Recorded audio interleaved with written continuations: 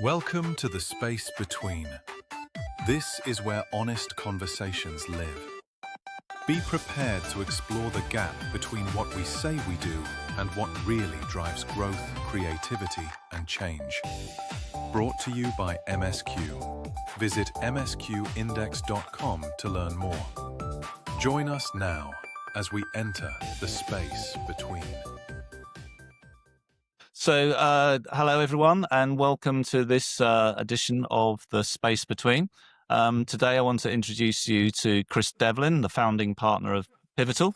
Hello, Chris. How are you doing? I'm very well, honoured and delighted to be invited on this. So thank you very much, Seth and Deb. Great, fantastic. Pleasure, lovely having you. Pivotal, just so I can very quickly explain to our listeners, is a talent partner for the creative marketing and media agency space. Would that be correct in saying? It's absolutely correct. Yeah, in old money, we're a recruitment agency. In the new money, we're a talent partner. Because we work with businesses, we work with agencies, we work with brands, and work with tech partners, and we don't just fill jobs, we also support them with their talent. In some cases, we're actually embedded in the business as well as just filling contingent and contract jobs. So we like the talent partner name. Tag. That sounds great.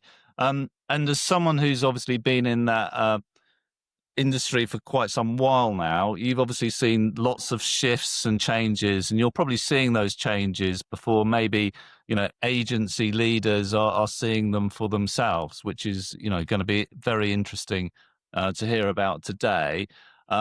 But right now, everyone seems to be talking about the same thing, and that is that clients want more from their agency partners. Would you say that is true? Yeah, absolutely. I think I come at it from a slightly different angle. When I go out into the industry and I talk to agency leaders, they know their agency meticulously. They know everything that's going on in that agency. I guess we're from a slightly different position whereby we work with huge amounts of agencies. So we get a bit of a spectrum across what's happening across the whole market. At Pivotal, we work with the big networks, but actually we work even more recently. Over the last 2 or 3 years, we've seen a change where we work more with independent agencies, everyone from sort of 5 to 200 to 1,000 people. So we like to think we've got a good understanding of the whole market. Brands are definitely demanding more from agencies, and agencies are definitely adapting and evolving. That's what we've seen over the last couple of years in different ways, because it's each to their own. Every agency's got their own goal, their own vision.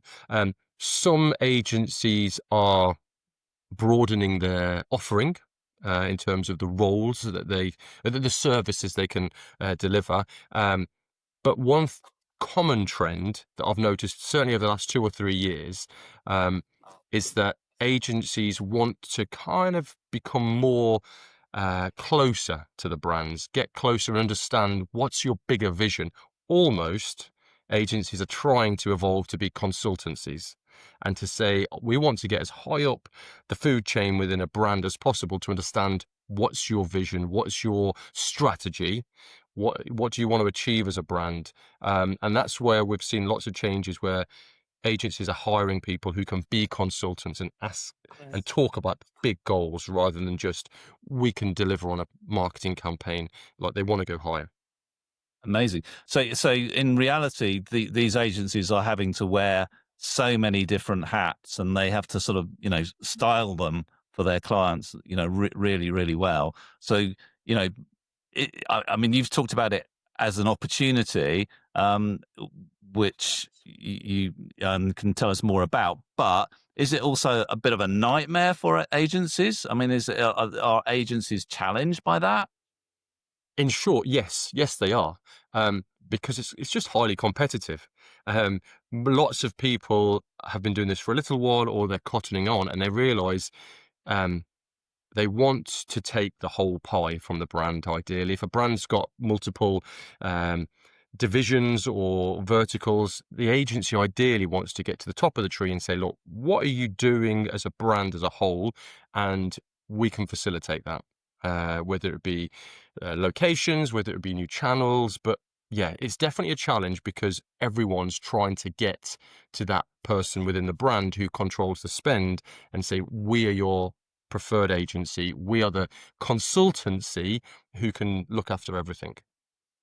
And when you talk about consultancy, is there a specific area of consultancy that they're looking for, or is it across a variety of different areas? I was speaking to an agency leader probably about a year or so ago, and he said they've almost got this like matrix system within that they follow, and they want every so this agency worked across paid search, CRM, digital transformation, creative, and he was trying to say we've got to make sure every box in this matrix is ticked. We want every person because each they'd have one point of contact talking to the brand about paid search and other like CRM. And he said, but we need to get everyone in front of them and everyone acting as a consultant. So they wanted every single point of contact within their agency to almost act as a consultant to understand what's your vision. Are you expanding into different countries? Are you expanding into new markets, as in channels? So everyone was having to act as a consultant. And that's not easy because some people aren't just some of their employees weren't ready to or weren't confident enough to ask those That bigger was going to be questions. my question. They were really good at doing paid search or paid social or CRM or the planning and strategy of accounts. But the agency were trying to upskill their people to say, just get in front of your client and ask bigger questions and try and understand their goals. That is interesting. And does that? I mean, upskilling is amazing. I mean, you know, if you're upskilled as an employee, that's absolutely wonderful. But does that then mean that agency people are sort of turned into sort of generalists rather than specialists? Does that, you know, is that not helpful to that person? It's a really good question because some people like to have a superpower. Some people like to Yeah, be, I am your absolute go-to who doesn't? person. Yeah, yeah. I'm looking for my first superpower. Some of these people have got a few. But some people say, I've come up this ladder and I'm so good at it. I'm known in the industry for it and I don't want to broaden. And that's their prerogative. And you Choice. know, they're known for it. Um, but sometimes that superpower can get you in, and then but the agency leader said, "Okay, you've got us in there. You're known for that. Can we now try and get another piece of the pie? Can we try and get involved and take the brand's strategy for the other channels that we're known for?" So it's not easy because everyone's got their own desires of where they want their career to go. So yes, there is a risk. But I think a lot of people, when they get to a certain level in their career, feel like, yes, they've got the superpower. There's a natural instinct to say, it would be good to have others. I'd I want to not be a jack of broaden all trades. myself out a bit. Yeah, not be a jack Yeah. of all trades, master of none, because I've always got this superpower. But most people are inquisitive. They like that variety in there, and they do want to learn others. They probably know at that stage, if I'm so high up, it's good to look at those because that's going to probably help them potentially be an agency leader themselves if they can see the whole spectrum. Yeah, and it does put a lot of pressure on agencies though, because you know there's this demand from clients that you've got to have this skill base and you've got to be these sort of multi skills. But the pressure in agencies is that they're actually getting leaner and leaner. So I mean, so how are they dealing with that? I mean, how are they? You know, the sort of the day to day, the mundane activities of running and being in an agency. How are they actually dealing with that? I mean, we've obviously heard a lot about AI. Mhm. So is that good or bad for agencies? Um, I'm a fan of AI. Um, and Me too. yeah, I'm a fan of it, and I think it really and relevant to this conversation, what we're seeing in all agencies, but specifically to our media and marketing world, AI is actually leveling things out a little bit. Um, it's making some of the execution of campaigns a bit more automated. Now, we could chat and we may chat about how that's impacting the industry because it's stopping people coming in at an entry level because AI is automating it. But specific to your question, AI is automating some stuff, and that is in theory allowing people to get in front of clients more and look more at that strategy, that senior level piece. Previously, you know, you'd come in and you'd have to get on the tools, but AI is helping a lot of that automation, that setting up of campaigns, the reporting piece that would take a long time. So people who are using agencies who are using AI are having an advantage because it is allowing those individuals within their business to go and have better and more interesting and strategic conversations with their clients. So in that sense, AI is doing really well. Um, So, sorry. we did a survey. Sorry, Deb, we did a survey last start of this year, and sort of 64% of people felt that their one of the reasons they might look at changing jobs is because their agency wasn't embracing AI. Like, so that's something that's on people's mind. If you're in an agency and you don't feel that your agency has a vision and a goal and is embracing new technology, as in AI, then people start to look elsewhere and see, certainly on places like LinkedIn, other agencies shouting about, look what we're doing on AI. That's really attractive if you're hiring. So AI is important for retention and recruitment. Yeah. And just in terms of, so really with where AI is enabling them, what it's then doing, it's then empowering them to push themselves upstream and have those deeper, more human relationships, those conversations, and get close to the business to become that sort of strategic partner, that expert. Yeah, that is that's where it feels like it's evolving in that consultancy Yeah, piece. yeah. Yeah, it's So we're AI. not there yet, you'd say. No, it's some agencies are doing better. What's happened is AI. As I say, some agencies are really embracing AI, and but it has to come from the leaders. The leaders have to be championing this. That's where you can really see some great work happening.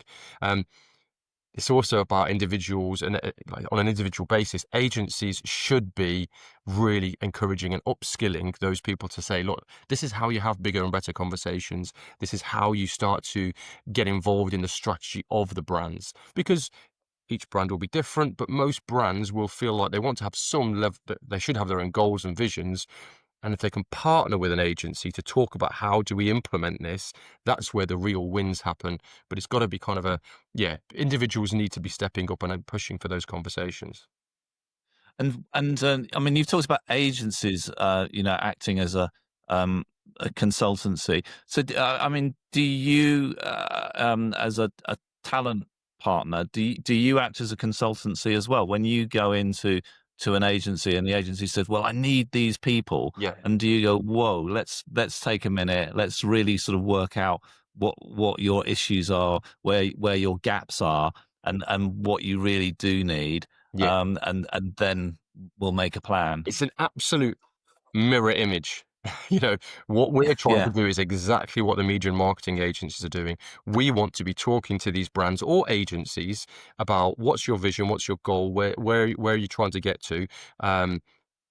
Let's map out the hires you're likely to need to make. Let's have a pipeline so things are there. Let's have uh, contingency plans in case someone else leaves, because people will leave. There's always things change. It's just like in a media or marketing agency, you might lose an account. Right? How do we compensate for that? But also, what we like to do is talk the positive. If you win an account, because that's actually where some of our best relationships have come with agencies. They've said, "Hey, Chris, we've just won an account. We're in the Maya, because I'm not going to swear on podcasts. Feel free. So no, we're in the shit. We need a lot we need a lot of people. We need a lot of people quickly. Um, yeah, we've we all know this works. We've promised the brand that we already have this team in place. Find me yeah, X amount of people in a very short period of time, yeah, so we can deliver on our promises, and that's where we really come into our sort of strength. So um, it's exactly the same. As high up the tree as possible, talking to the leaders about their vision, their goal, and their plans, and that's where you can add the most value. And if it's a media or yeah, marketing agency, that's where you can add the most value to these brands to say, yeah. we've got a bit of time to make this perfect, as opposed to we're really rushing. Yeah, and that agencies love to promise, don't they? I Mm. mean, they who doesn't love to say, "Oh yeah, no, we've got that team in place," when they're thinking, right, how how do we get this team in place, or who can we put in place? It's a struggle sometimes. And the word of the moment seems to be in recruitment seems to be fractional. Oh, Everyone's fractional this and fractional that. So presumably that comes a lot up a lot with you. yeah, massively. And I understand why, because like with the market conditions, the economy at the moment, some people are a little bit nervous about putting um, certainly massively senior people into a job, it costs a lot of money to bring these people in. And so often they'll come to us and say, can we have fractional support? Can we have someone who comes in and just on a short-term contract or just on Yeah. 3 days a week? And therefore they get the benefit and the value, but they don't necessarily have the commitment of the cost. So our contract desk has quadrupled from the start of June to the end of October in the amount of contractors we have out, because people keep on coming and saying, we need a plug and play here. We've won this, or we're pitching for this. Can we bring someone in who's fantastic? And if we need them to extend beyond 2 or 3 months, great, because that means we're making money and we're having and they're returning on investment. But if actually they might have completed their project, no problem, and everyone parts ways nicely because the client's got what they've wanted, the candidate's added value, the work is done, the project's completed, off we go. So fractional is definitely a big thing. We're seeing that with brands as well. They're often helicoptering in like a fractional CMO. Hey, look, we're a fast growing business. We need some support, strategy level. Can you help us there? But that also works on the agency side. Like they'll definitely come in and say, we need someone to help with pitches, or we need, what agencies are doing is also bringing people in on a short-term basis to test the water of a new area or offering to brands. Whether that be e-commerce is massive, whether Yeah. that be influencer, organic content, creative strategists. Creative strategists is definitely clients, brands and agencies are coming to us, we need a creative strategist. And we say, what do you mean by creative strategist? Because there's different iterations, and they often say, About to ask I don't that know. question. Yeah. They said, I don't know. We just know we need someone who's creative and a strategist. So there's different iterations of creative strategists. But that's, again, I guess it's a sign of the markets. Creative strategists is kind of probably meshing together two people rather than having one doing the creatives and one doing the strategy. They're saying, look, if we can get someone to use both sides, left and right hand side of the brain, use a bit of AI, actually that's only one salary rather than two. So again, that's upskilling of people or broadening their skill set. So it's an ever evolving marketplace in terms of fractionals and new roles coming to the table as well. So, Chris, there's a lot of, and in the briefing we talked about how as two businesses we're positive and upbeat. There's a lot evolving, a lot changing, in our space at the moment. What do you think's the biggest opportunity, and for brands and or for agencies, for both? What do you think the biggest opportunity at the moment is? Well, for agencies, it's definitely, well, it's what they're trying to achieve. The opportunity is getting as close to your clients as possible. And with the latest technology and with things like fractional, if you can take all of their spend, then you're monopolizing them and you're keeping everyone else out. That's for me is the beauty. Again, Pivotal work with some agencies, and we do every bit of their hiring, and we know our competition is always saying, "Oh, can we get involved?" And they're just like, "No," because Yeah, Pivotal are our supplier, everyone else out. So if the you own the lot. agents, you own the lot, and you've got such a good relationship, and you're delivering day in day out, and you're in their office occasionally, you know they see you as anything to do with talent. Pivotal have got this. Um, Yeah. the same principle, I think, applies to the media, the marketing, the creative PR agencies. If you can get so close to your brand that they say, well, you've got all of this, you're an extension of our brand. We'll put everything through you because we're on the same page. We both know where our goal is. You've got the economies of scale. You've got the people. You've got the power to negotiate good numbers with the media outlets, etc. Like if you can get as high upstream as possible, I think that's the massive opportunity for agencies. And so, in sort of summary, then, I mean, do you feel it's a good landscape for agencies? Do you see that it's still a good place to occupy? Yeah, there's still money to be made. Like on LinkedIn, just in the last 24 hours, I've seen some smaller agencies really being proud of their growth this year. You know, headcount, revenue, like there is definitely opportunities out there. Is it a good market? Yes, it's a good market. It's just tough. It's Yeah. competitive. And it's So you've got, changing, isn't it? yeah, Yeah. yeah, But just being an old-fashioned type of agency isn't good enough anymore. I mean, you've got to be strategic. yeah. You've got to embrace AI. Mm. You've got to expect that the client wants more from its agency in terms of its people, because clients are probably getting leaner as well, Yeah, in terms of their marketing teams. So you are still very much as an agency at the beck and call of your clients, and even more so. 100%. Yeah, absolutely. You have to be agile, you have to be listening. And that's why it's so important to understand what your client wants. Because if you can see down the road that your client wants to launch something new, maybe it's e-commerce, maybe it's, you know, they sell products and they want to be fantastic on Amazon or TikTok Shop. If you don't know that's coming down the line and you don't have people in your agency who can deliver that, then you are opening yourself up to another agency coming in and gazumping you and saying, they don't do that, we do that, look at our successes here. So that's where it's those bigger conversations, understanding the goals further down the line. So markets are good, markets are tough, there's money to be made. You know, we're seeing agencies doing really well, we're seeing some of the bigger ones having to streamline. It's also a really unique time as well, with the talk in all the trade of mergers, acquisitions. So there's a lot of change happening out there. Every agency, big, Amazing. yeah. Amazing. Well, Chris, it's been absolutely delightful to talk to you today. Thank you so much. And it sounds like you're not about to hang up your boots anytime Oh, soon. I'm getting a new pair of boots. I'm that keen. I'm ready to rock and roll. I'm getting this new boots ready for the next 10 years. Yeah. Fantastic. Thank you Yeah. so much, No problem. Chris. Thanks for Thanks, having me. Chris. Cheers. Take Take care. care.